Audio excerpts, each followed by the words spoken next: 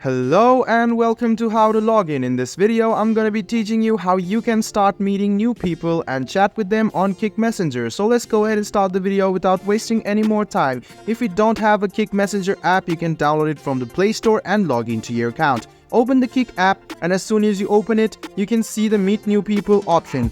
Go ahead and tap on Meet New People, and you can see if you are a first-time user, the chats remaining will be shown. You can also buy more chats, and you can also filter some chats according to the interests of other people. So you can see the Start Chat option. Go ahead and tap on Start Chat, and as soon as you start chatting, you can see that you can now start chatting with this person. So you can just go ahead and click on this, and you can start chatting. So there are options of sending a GIF, stickers, and message option over here.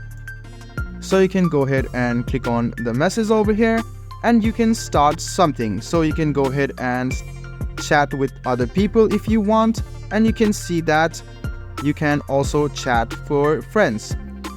So you can do this, and you can start making new friends, and you can start connecting yourself with people on Kik Messenger. This is how you can meet new people on Kik.